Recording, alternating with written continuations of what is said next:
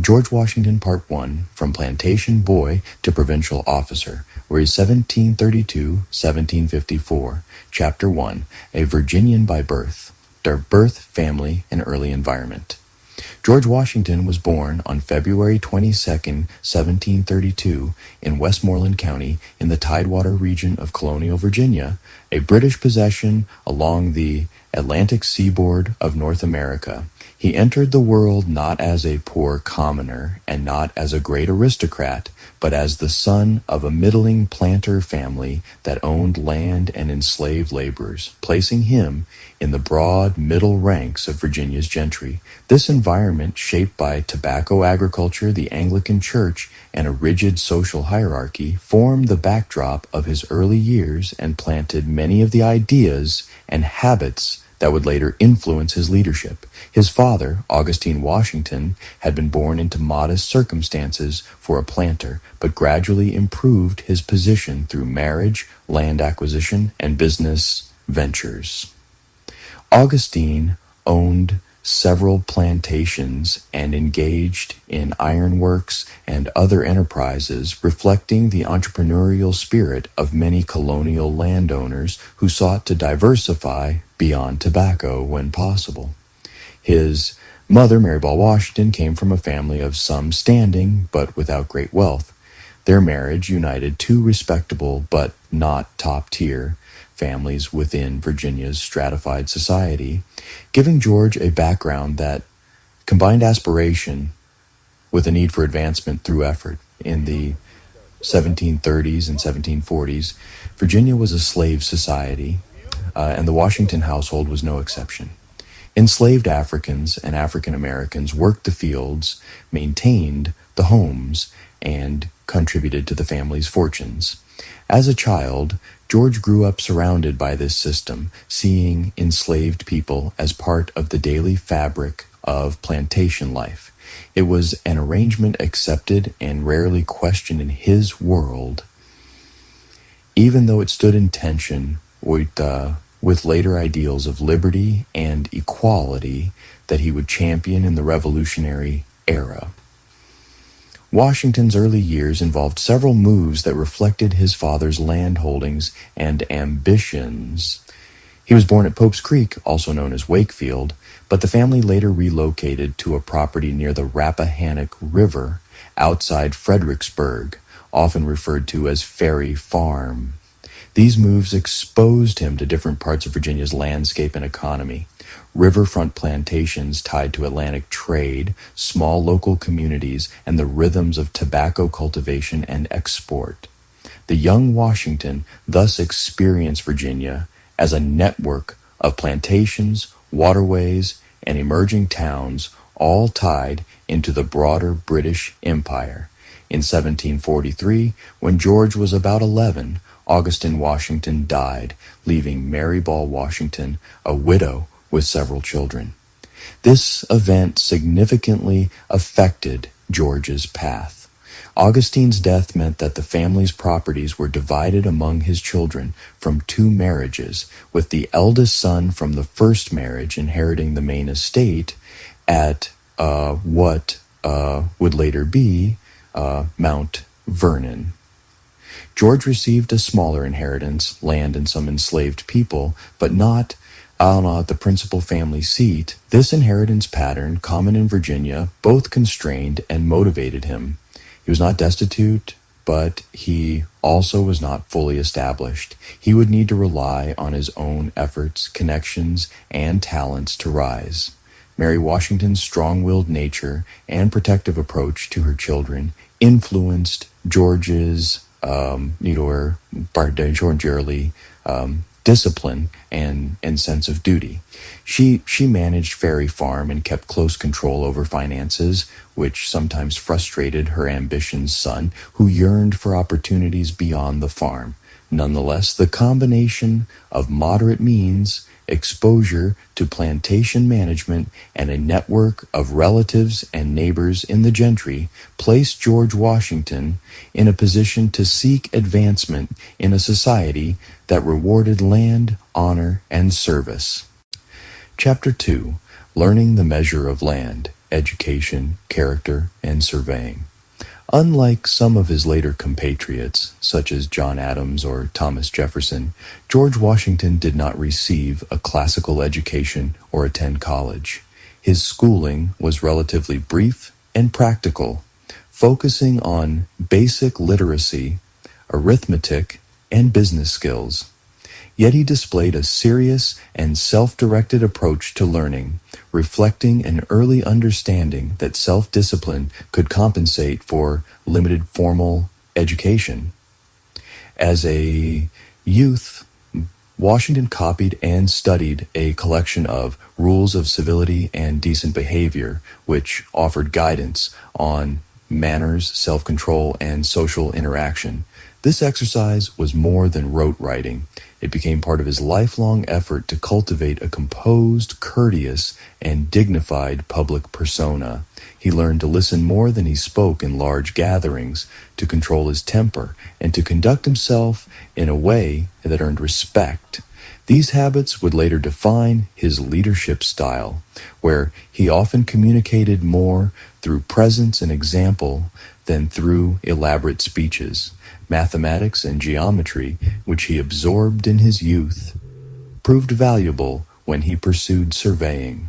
The profession of surveying had practical importance in a colony where land speculation and westward expansion were constant concerns.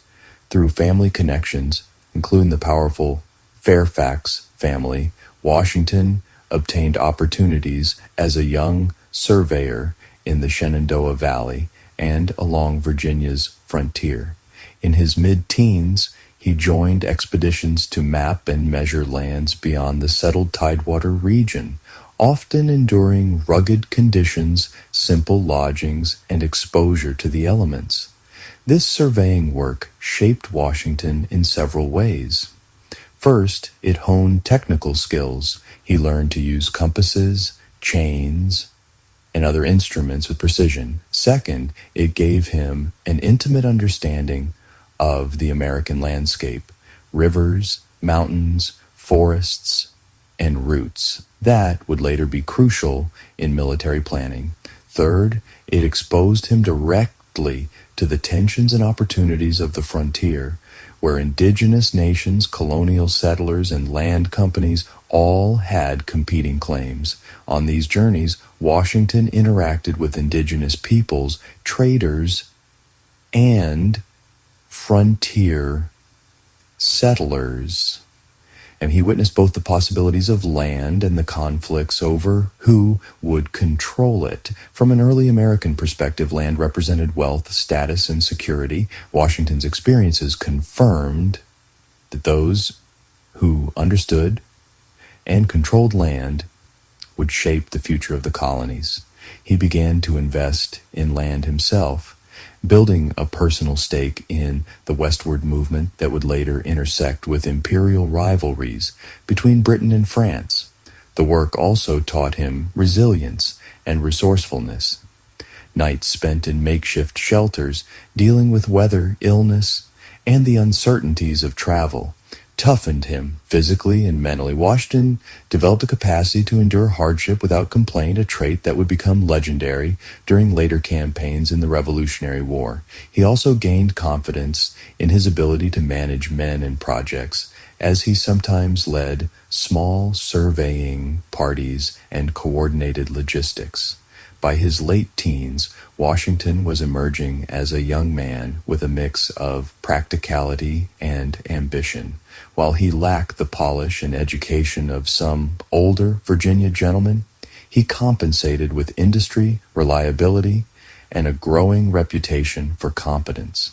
Surveying had given him a firm foundation in land, leadership, and self-sufficiency, skills that prepared him for the next phase of his life as a provincial officer and participant in imperial conflict. Chapter 3. An ambitious young Virginian, social aspirations and first steps into public life. In mid-18th century Virginia, social status was based on a combination of birth, land ownership, wealth, and personal conduct. George Washington understood this hierarchy keenly and sought to climb within it. His early interactions with the Fairfax family, particularly Lord Fairfax and his relatives, who owned extensive lands near Mount Vernon, provided him with models of aristocratic lifestyle as well as valuable patronage. The Fairfaxes saw promise in the serious, capable young man and helped open doors for him.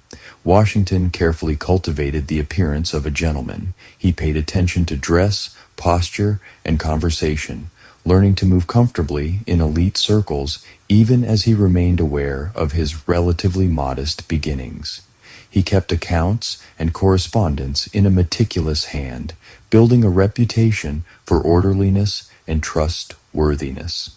He also practiced riding and hunting, skills prized among Virginia's gentry and later essential for a military commander. Despite his ambitions, Washington's path was not guaranteed. His inheritance, while not negligible, did not secure the kind of independent fortune that some of his peers possessed. To advance, he would need both service and opportunity. The Virginia militia offered one such avenue. Militia service was simultaneously a duty and a chance for recognition. Officers could display bravery, leadership, and loyalty, winning the respect of their community and potentially earning royal commissions. When the colonial government in Williamsburg sought to strengthen its defenses and assert claims in the Ohio Valley, Washington was well positioned to volunteer. His surveying experience, knowledge of the frontier, and connections with influential families made him an attractive candidate. He began receiving militia appointments in the early 1750s, first at lesser ranks and then with increasing responsibility. At the same time, Washington was beginning to participate more in public affairs. He observed debates over land policy, defense, and relations with indigenous nations. Though still young, he had developed a sense of himself as someone who could contribute to Virginia's security and prosperity. His ambition was not purely personal. It was intertwined with a belief in the colony's rights and its role within the British Empire.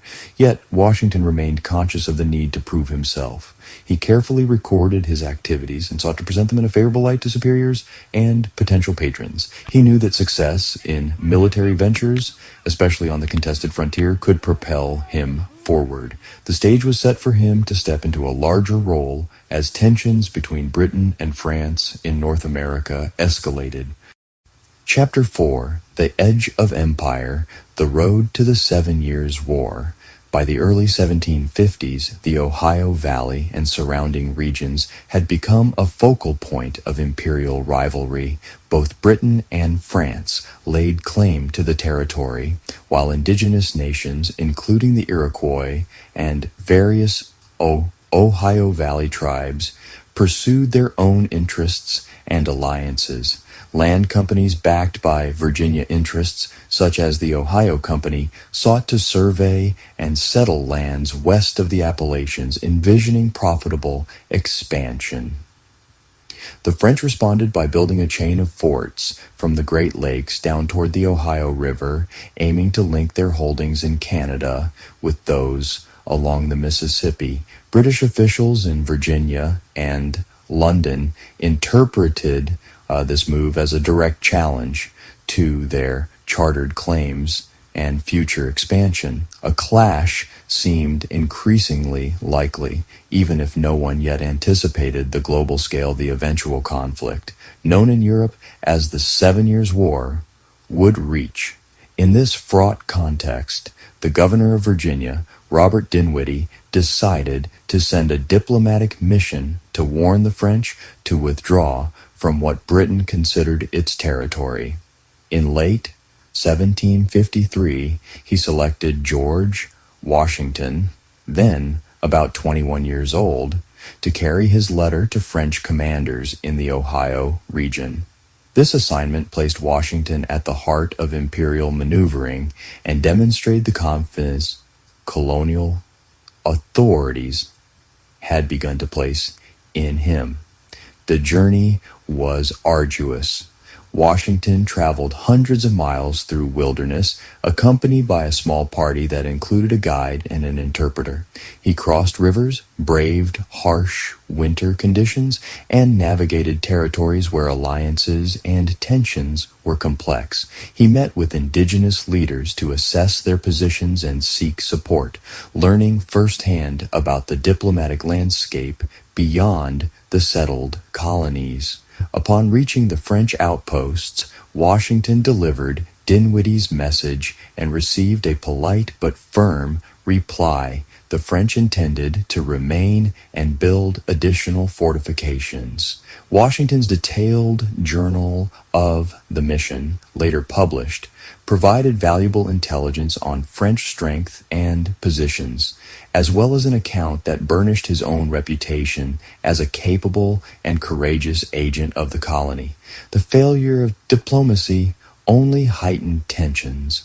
In early 1754, as the French moved to solidify their position at a strategic site where the Allegheny and Monongahela rivers meet to form the Ohio, future Pittsburgh, Dinwiddie authorized a military expedition to assert British claims. Washington, now appointed a lieutenant colonel in the Virginia militia, was tasked with leading advance forces into the contested area. This assignment marked a clear transition in Washington's life, from surveyor, ambitious young planter, and militia officer to central actor in the opening phases of a war that would soon engulf much of the world. As he marched into the Ohio country, he was stepping onto the edge of empire, where his actions would have consequences far beyond his own career. The episodes that followed, including the skirmish at Jumonville Glen and the construction and surrender of Fort Necessity, would serve as a harsh initiation into the realities of war and leadership, and they would begin to shape how Americans and Britons alike viewed this young Virginian. Washington stands on the verge of his first major military test. His upbringing in colonial Virginia, his practical education and surveying experience, and his carefully cultivated ambitions have prepared him to seize opportunities and endure hardship. The coming conflict in the Ohio Valley will test those qualities severely and begin the process of transforming him from a provincial officer into a figure of imperial and eventually national significance. Do not use any music for this video.